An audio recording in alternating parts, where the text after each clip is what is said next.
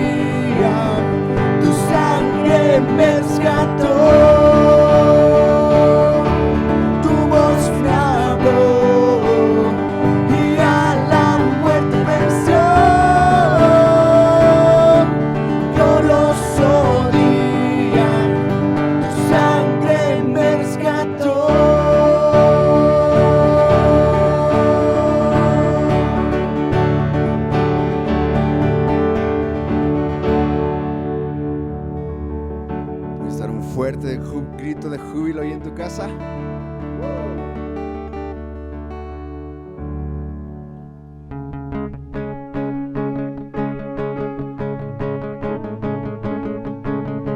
Y hoy puedo danzar con libertad, porque soy su hijo, porque soy su hijo. Y hoy puedo danzar con libertad, porque soy amado, porque soy amado.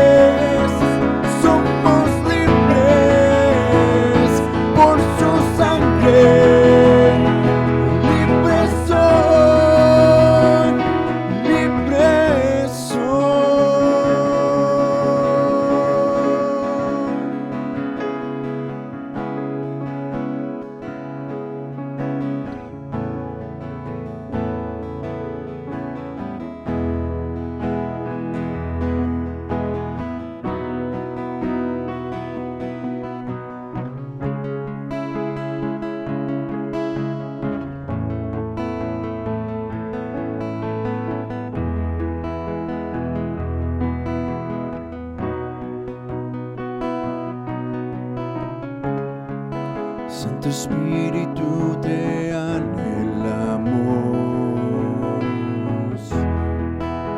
recibe adoración.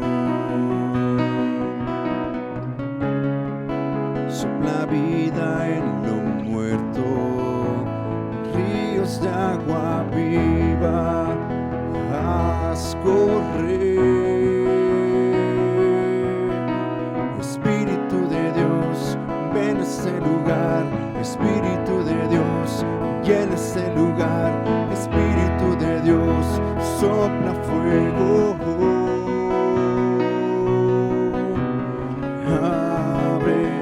Abre hoy los cielos, sopla con tu aliento de tu gran amor.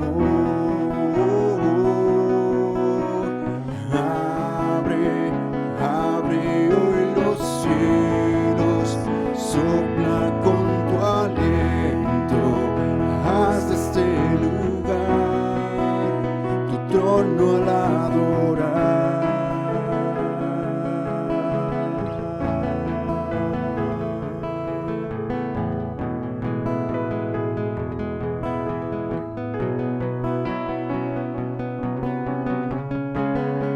Santo Espíritu te anhelamos, recibe adoración. Sopla vida en lo muerto, ríos de agua viva, haz correr. Espíritu de Dios, ven a este lugar. Espíritu de Dios, llena este lugar. Espíritu de Dios, sopla fuego.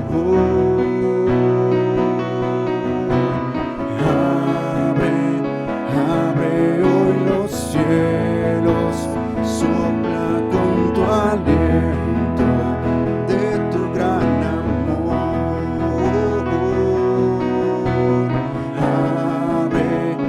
Abre hoy los cielos, sopla con tu aliento de tu gran amor.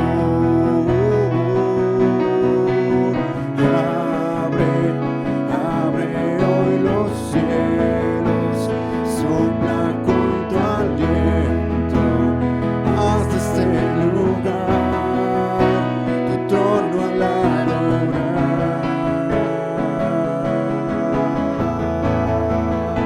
Tu trono al adorar. Tu trono al adorarte. Toda rodilla se dobla, toda lengua confiesa que tú eres Señor.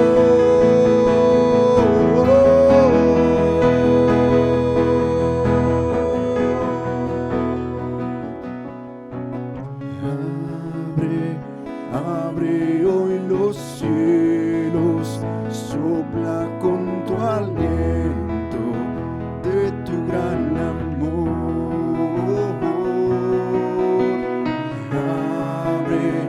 Abre hoy los cielos, sopla con tu aliento, haz de este lugar tu trono al adorar.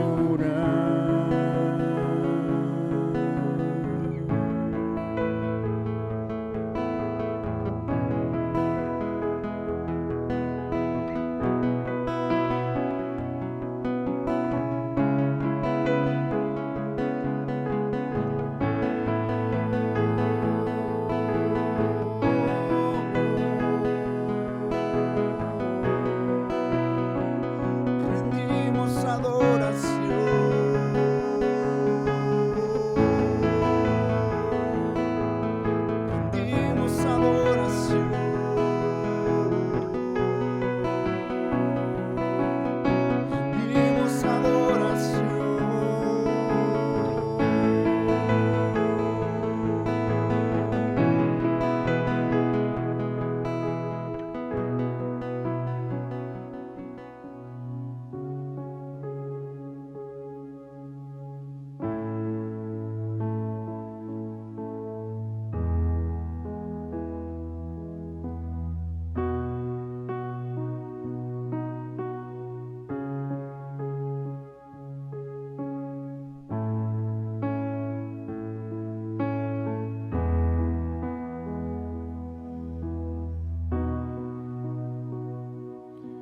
Después de esto miré, y he aquí una puerta abierta en el cielo, y la primera voz que oí, como de trompeta hablando conmigo, dijo: sube acá, y yo te mostraré las cosas que sucederán después de estas.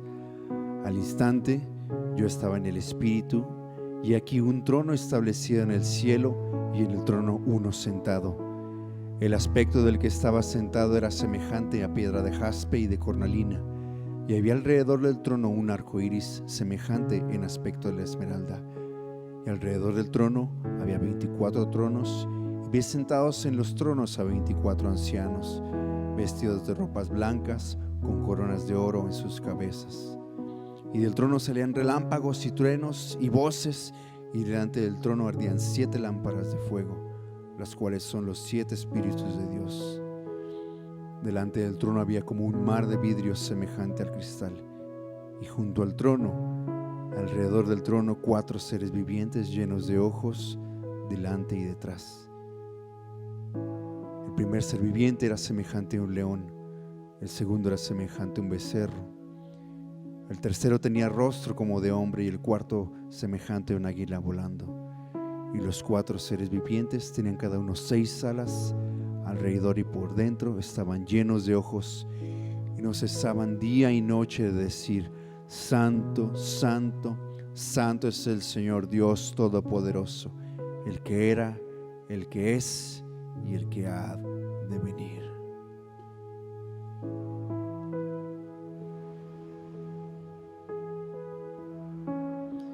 Y estamos cantando, iglesia, que hagas, pidiéndole al Señor que haga de este lugar su trono mientras adoramos. Y podemos adorar un momento juntos delante del Señor, como esa característica que no cesaban los ángeles de decir en todo momento: Santo, Santo, Santo es el Señor. Santo, Santo, Santo es el Señor, quien era y quien es y quien ha de venir.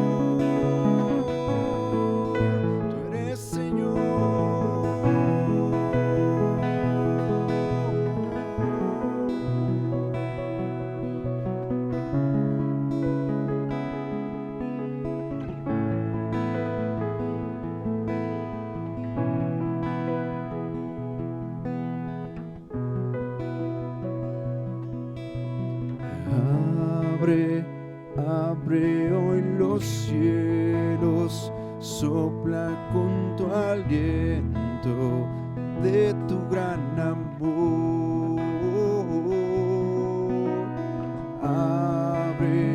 Abre hoy los cielos, sopla con tu aliento, haz de este lugar tu trono al adorar.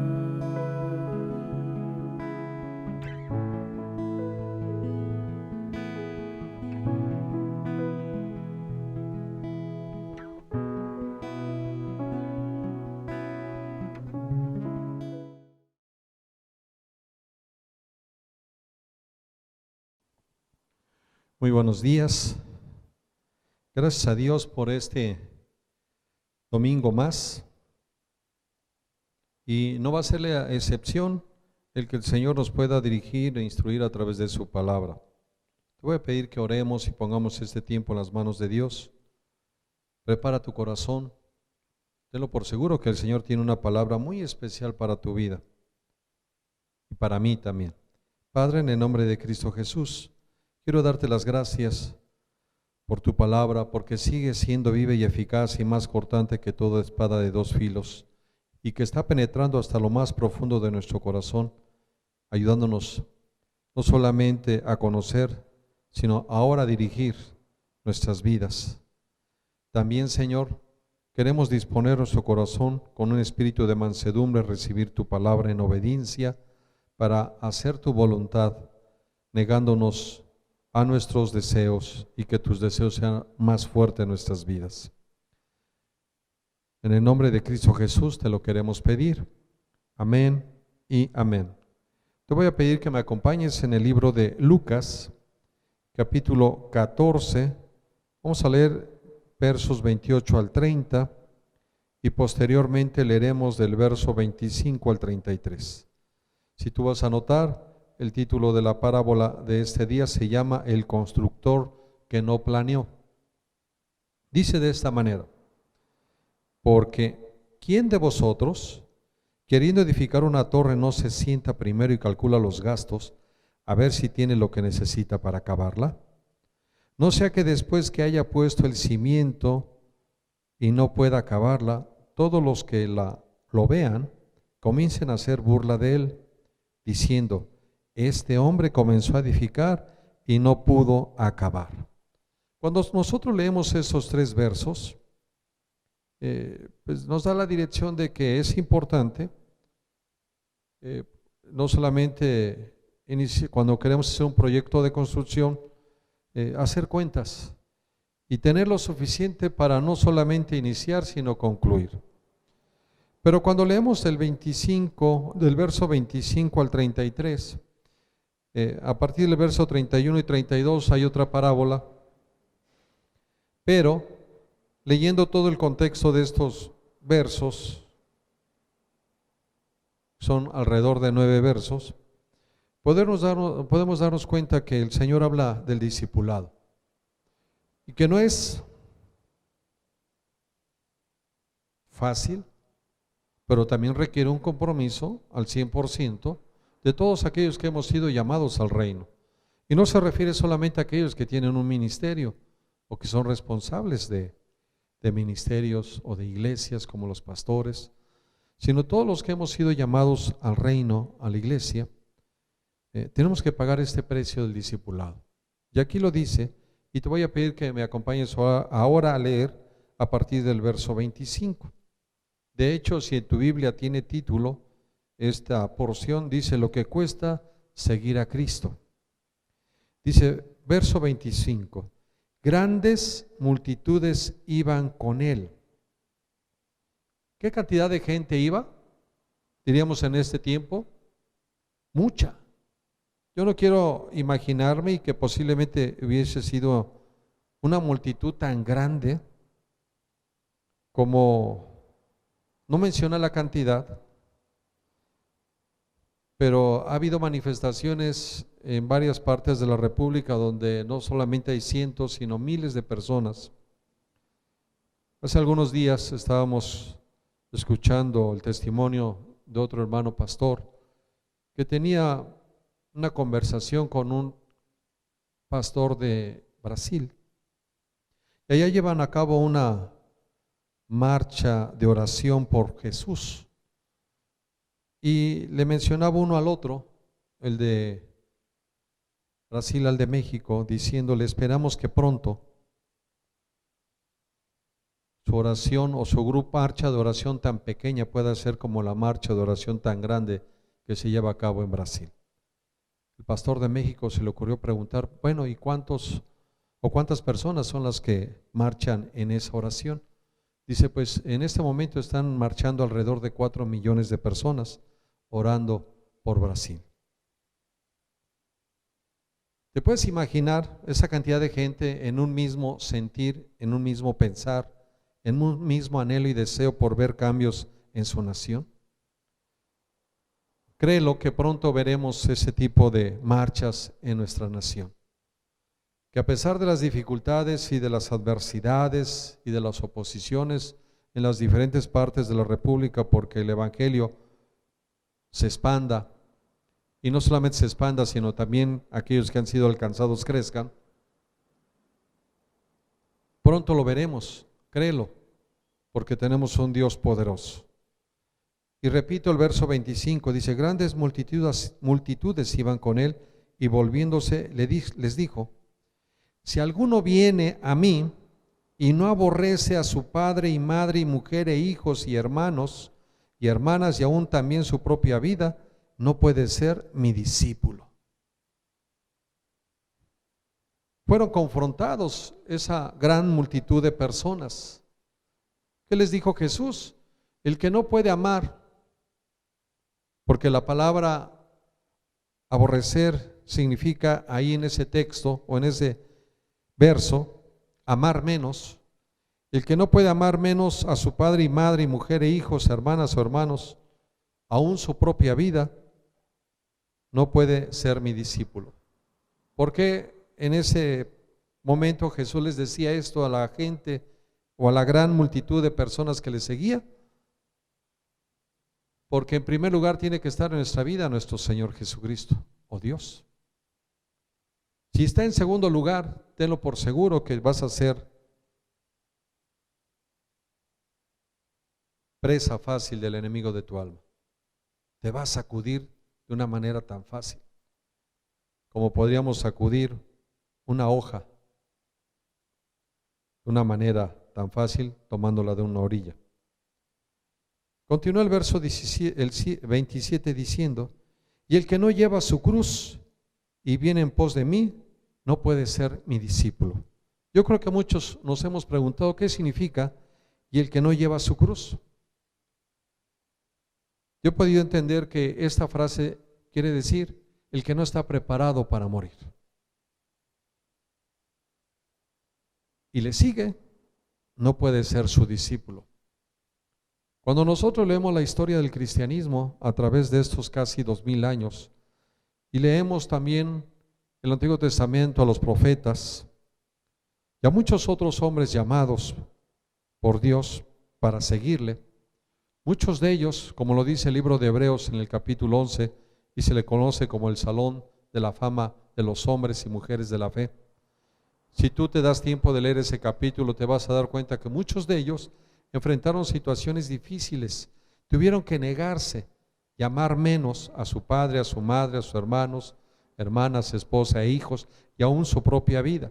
Cualquier ejemplo que tú quisieras tomar o que yo quisiera tomar en este momento, como en el caso de Abraham, como en el caso de Moisés, como en el caso de David, como en el caso de los profetas Isaías, Daniel, Jeremías, Ezequiel, y podemos enumerar a muchos otros o muchos hombres del Antiguo Testamento como hoy en el Nuevo Testamento, que muchos han abandonado sus hogares, sus profesiones, sus oficios por hacer la voluntad de Dios.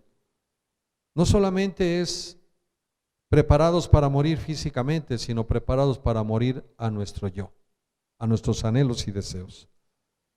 Estos son la clase de discípulos que está queriendo Dios tener en este tiempo y que ha tenido durante mucho tiempo. Por eso cuando llega el verso 28 al 30 diciendo, porque ¿quién de vosotros? Es una cuestión, porque nadie se va a aventurar a querer edificar sabiendo que no va a poder concluir la obra. Mas sin embargo, sucede. Y esto es lo que estaba tratando de decir. Ustedes no han considerado el precio tan alto que se tiene que pagar por ser discípulo del Señor. Negarte a ti mismo. Ese es un precio muy alto y que hasta el día de hoy en muchos no se ha llevado a cabo ni en muchas, porque siguen pensando en lo que Él nos ha dicho que no lo hagamos y nos convirtamos en amigos del mundo, porque cuando esto sucede te conviertes en enemigo de Dios.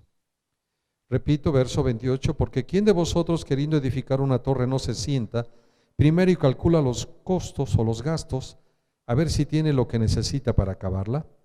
No sea que después que haya puesto el cimiento y no pueda acabarla, todos los que la vean comiencen a hacer burla de él, diciendo, este hombre comenzó a edificar y no pudo acabar. Si hemos sido llamados al reino de Dios, no es para que nuestra obra en el reino quede a la mitad. Mas, sin embargo, la misma historia nos muestra a través de la Biblia y a través posiblemente de gente que conoces, que la obra del Señor en sus vidas se ha quedado inconclusa, porque muchos han claudicado.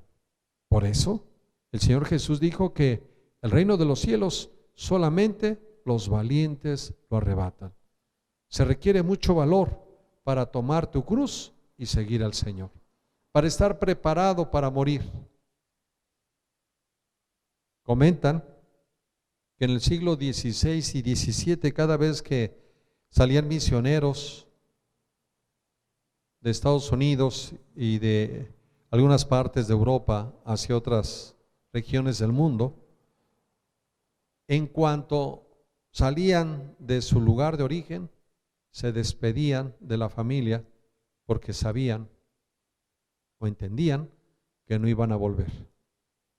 Que el llevar a cabo la obra misionera no era solamente desgastarse, sino en mayor parte de los casos era morir físicamente en el lugar a donde eran enviados.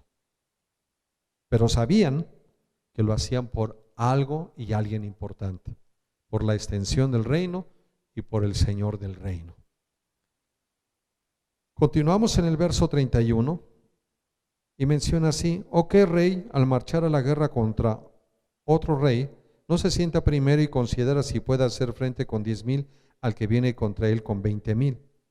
Y si no puede, cuando el otro está todavía lejos, le envía una embajada y le pide condiciones de paz. Y versículo 33, como todas las parábolas que hemos estado viendo, y que la palabra así solo se interpreta, no necesita de que yo le añada o le quita, ella misma nos da dirección. El versículo 33 nos da la conclusión de esta parábola. Así pues, cualquiera de vosotros que no renuncie a todo lo que posee, no puede ser mi discípulo. Hoy tenemos en las iglesias muchos creyentes, o las iglesias están llenas de muchos creyentes, pero de muy pocos discípulos. Y requerimos discípulos para que haya una continuidad en la obra. Y recuerda que la misma definición de parábola nos indica o nos guía diciendo que es una historia corta diseñada para enseñarnos un valor moral o una verdad espiritual. Esto que Jesús les decía a estos hombres, a esta gran multitud, y que yo creo estaban incluidos también las mujeres, a través de esta pequeña historia les estaba diciendo del valor, de la importancia y del precio que se tenía que pagar por seguir al Señor. Y como tal, no dejó esta parábola de enseñarles doctrina. ¿Qué dijimos que es la doctrina? Los mandamientos de Dios, su ley moral, como le gusta que se hagan las cosas. ¿Cómo le gusta que su pueblo camine? Sin egoísmo, negándose a sí mismo, para que entonces la obra transformadora del reino de los cielos se lleve a cabo en la vida de hombres y mujeres que van a ser agentes de cambio en el lugar donde ellos se desarrollen. También podríamos ver el contexto en este capítulo 4 de las anteriores parábolas. Hay tres parábolas anteriores. Una de ellas en Lucas 14, verso 1 al 6, si quieres anotar, dice que Jesús sana a una persona hidrópica, pero en cuanto la gente que se halla ahí lo ve, le cuestionan. ¿Quiénes le cuestionan? Los religiosos de su época, los conocedores de la ley, y le dicen: no te es lícito sanar en día de reposo. Para los judíos el día de reposo es el día sábado, el día dedicado al Señor.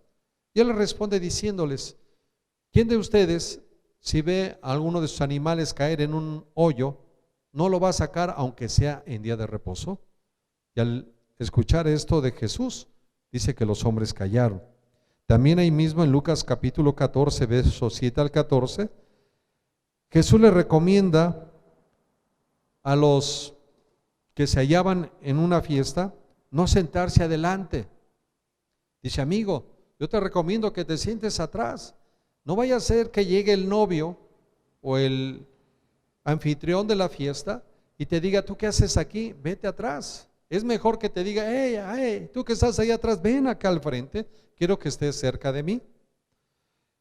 ¿Por qué? Porque los hombres siempre buscan los primeros lugares. Y esto habla de lo que hay en el corazón de cada uno de los hombres. Estamos buscando el reconocimiento, el aplauso. Pero en el reino de los cielos no es así. Jesús mismo dijo que el que quiera ser el mayor tiene que ser el menor. Que Él, siendo Dios y siendo hombre, dice que no vino a servirse, sino a servir a los demás y dar su vida en favor de muchos. También Lucas capítulo 14, ahí en ese mismo libro, hay otra parábola a partir del verso 15 al 24, y habla de los convidados a la cena. Aquellos que eran elegidos y que renunciaron a ella. ¿Por qué motivo? Porque sus prioridades eran más importantes que ir y presentarse a la cena del Señor. Hoy en día también estamos viendo eso en las congregaciones. Para muchos de aquellos que han reconocido a Jesús como único y suficiente Salvador, sus prioridades son más importantes que el llamado del Señor a llevar la obra. Por eso el costo del discipulado es muy alto, ¿sí? Así es como llegamos a Lucas 14, verso 25 al 33, los llamados a hacerse discípulos en ocasiones no están dispuestos a darle a su amo la prioridad que se merece. Esto es lo que le decía Jesús. ¿Saben qué? Ese es el costo del discipulado. Y sería muy bueno ir a identificar o a reconocer qué significa discípulo. Según el diccionario de la lengua española, es la persona que recibe enseñanza de un maestro. Pero también en el idioma hebreo hay una palabra que dice así, Limud, L-I-M-M-U-D, y significa alguien que ha sido instruido, escucha esto, hasta adquirir una disciplina para la vida.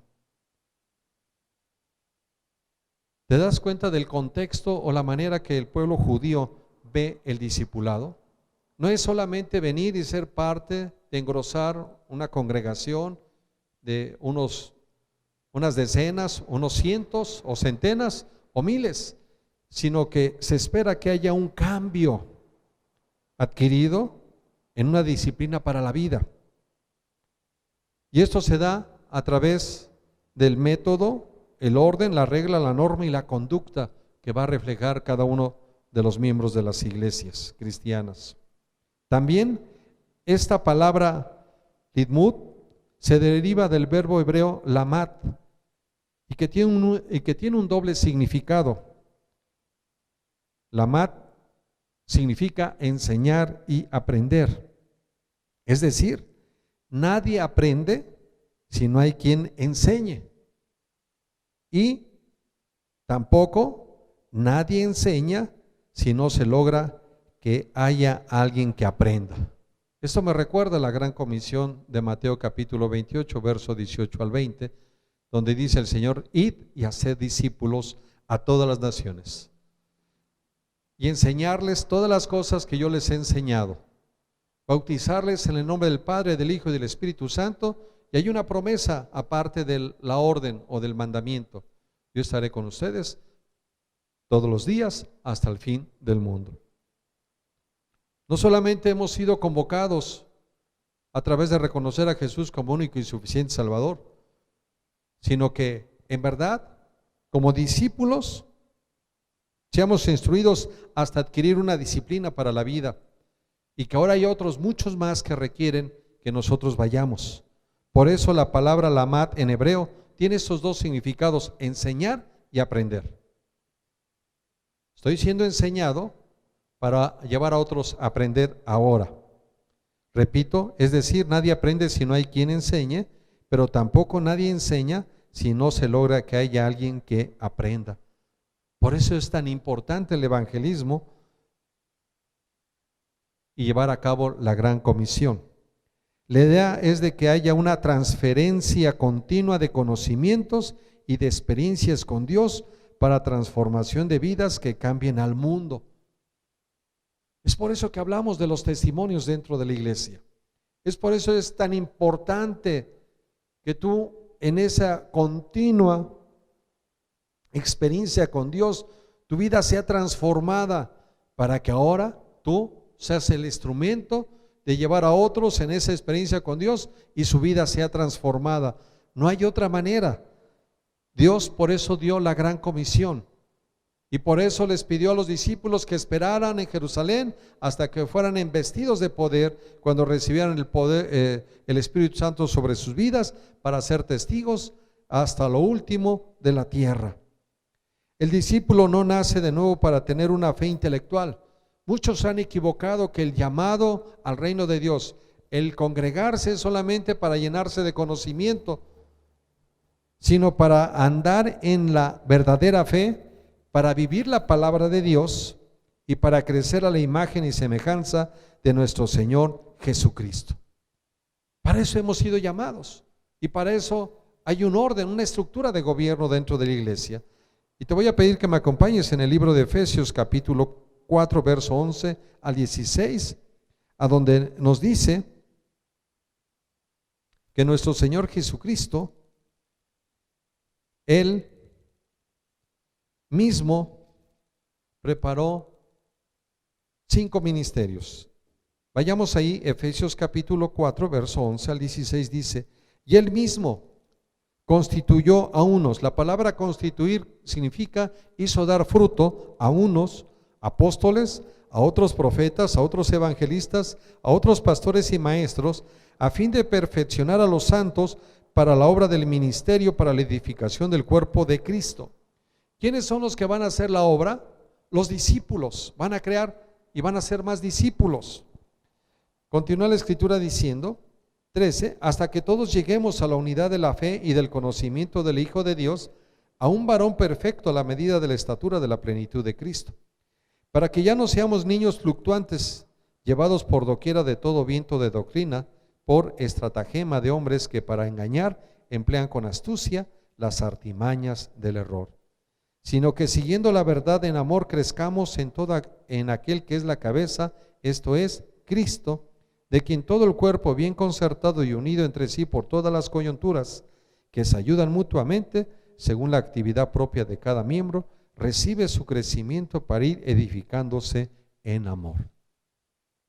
Entonces, aquí nos da otra clave con respecto al discipulado. Vamos a permitir ser discipulados a través de la instrucción de un maestro por agradecimiento de lo que Dios ha hecho en nuestras vidas. Volvemos a repetir, grandes multitudes andaban con Jesús y los prueba confrontando con el precio de seguirle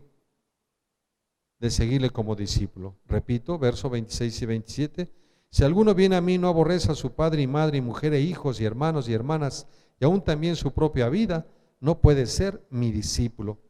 Y el que no lleva su cruz y viene en pos de mí no puede ser mi discípulo. ¿Qué dijimos que quiere decir? Y el que no lleva su cruz, el que no está preparado para morir a su yo y en algunos casos hasta morir en favor del evangelio, entregar su vida en favor de la extensión del reino. ¿Cuál es la diferencia entre un cristiano cargando su cruz y el fanatismo de las religiones de hoy?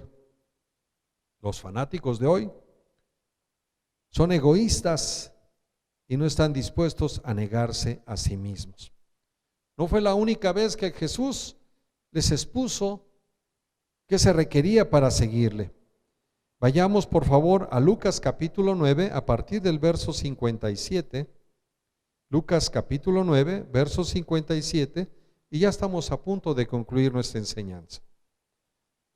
Lucas 9, verso 57 nos dice, hubo tres grupos de gentes que también desearon seguirle, aparte de otros muchos más. En los evangelios los podemos ver, pero vamos a tocar esos 3 ejemplos.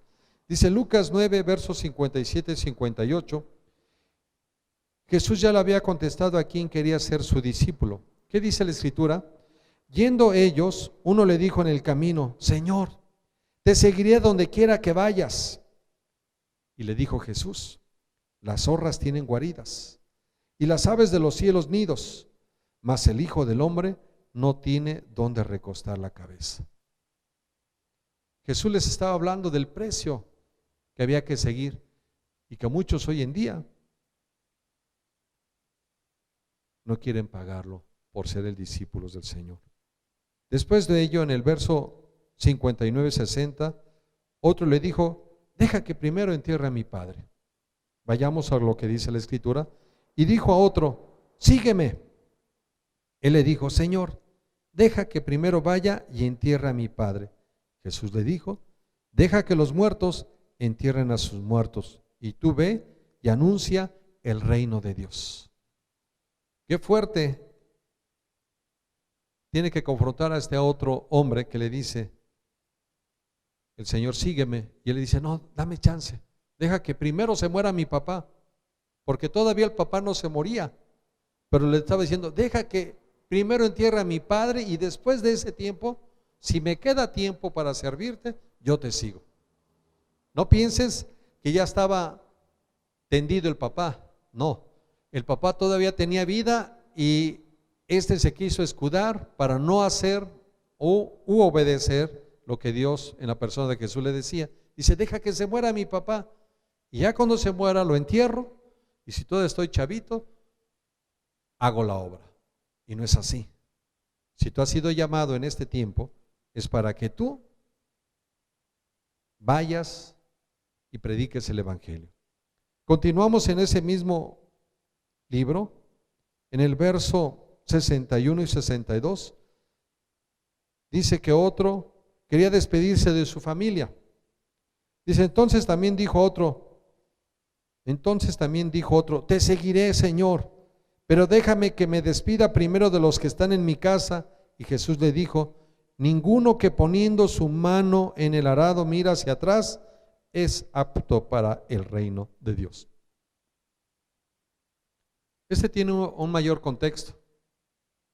Posiblemente este hombre dice: bueno, deja que me despida de todos mis hijos, que ya crezcan, que ya se casen y que salgan, y ya cuando mi mujer y yo estemos solos, o que ya se haya muerto mi mujer, ahora sí te voy a seguir. Ya estaba ahí, pero ¿con qué se estaba escudando? Con la familia. Y así hay muchos hoy en día. Hay muchos hoy en día que ponen un pretexto y otro pretexto y otro pretexto. Por eso les dice el Señor en la parábola que vimos del constructor: ¿quién de vosotros no planea antes de construir, y si tiene lo suficiente para concluir la obra? Recuerda esto: la salvación es gratis, pero el precio de vivir en el reino te va a costar todo lo que tú eres. Jesús nos promete que nuestro compromiso recibirá recompensa. Vayamos a Lucas 18, más adelante del capítulo donde estamos viendo. Y dice de esta manera, Lucas capítulo 18, verso 29 y 30.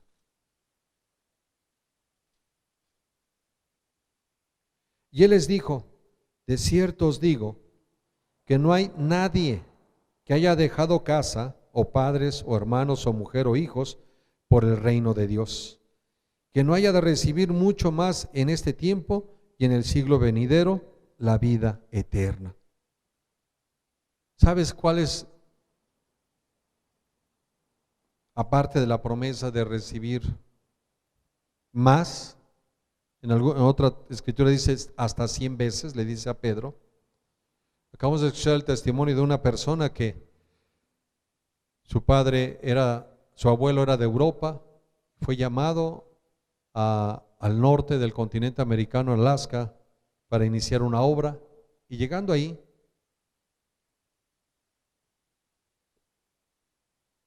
el hijo ahora sí del abuelo, el padre de las personas que están aquí en México, recibió el llamado para venir a México en los años 40, 50, calculamos, a nuestra nación.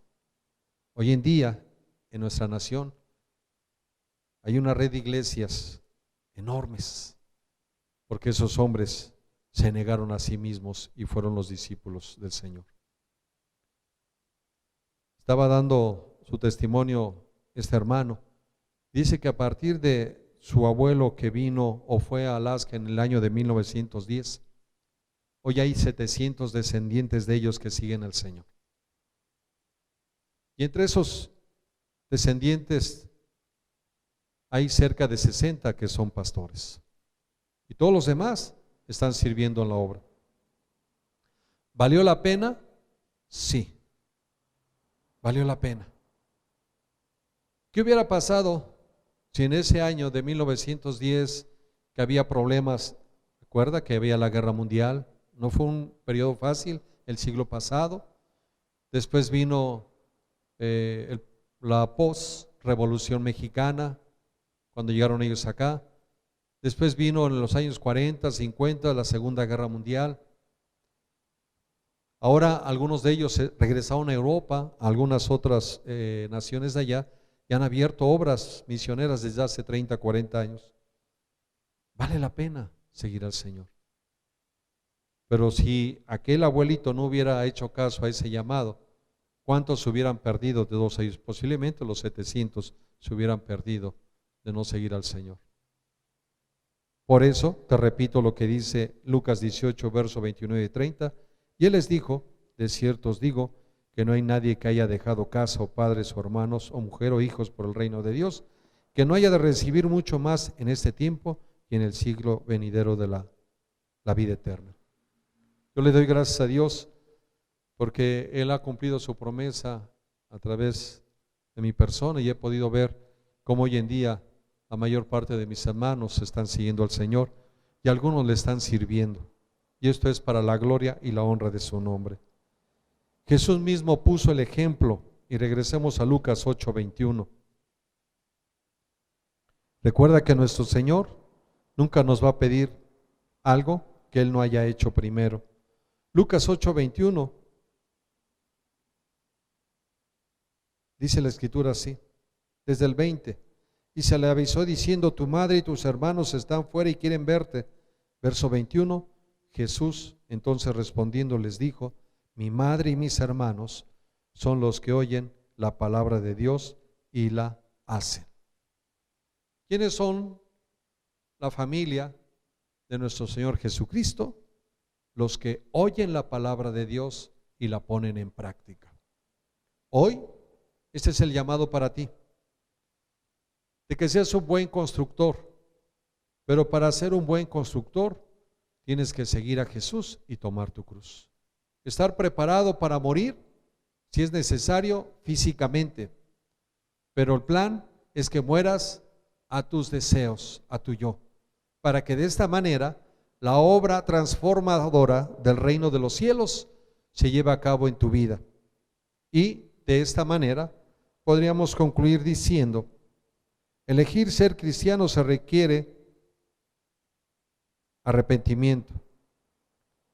Metanoia es una palabra en griego que significa más que tristeza por haber pecado, es dar la espalda al pecado y moverse en dirección a lo que ama Dios. Jesús dejó claro que volverse cristiano es ir hacia Dios y rechazar cualquier preocupación terrenal. Si tú quieres hoy decidir renovar tu compromiso con Dios, de hacer más allá de tu 100% para ser ese discípulo que toma su cruz y siga a Jesús, te voy a pedir que repitas conmigo esta oración. Padre, en el nombre de Cristo Jesús, quiero pedirte perdón por mis pecados. Quiero pedirte perdón por no haber hecho cambios radicales al llamado a tu reino. Quiero pedirte perdón por haber sido pasivo y no haberme comprometido como debe de ser. En el nombre de Cristo Jesús, yo te pido, Señor, que seas tú quien hagas esa obra transformadora, que pueda ser revelada no solamente a mi mente, sino en mi corazón con convicción firme y radical, que debo de tomar mi cruz todos los días, siguiéndote, porque tú me llamas y me confrontas a que debo estar preparado a morir. Y no solamente físicamente, sino a mis deseos, a mi egoísmo. En el nombre de Cristo Jesús, amén. Gracias te damos porque nos acompañaste en esta mañana. Y yo te pido que busques en lo secreto, cada día, pídele al Señor que te ayude a ser un buen discípulo y seguidor de Jesús. Amén. Bendiciones y nos vemos la próxima semana.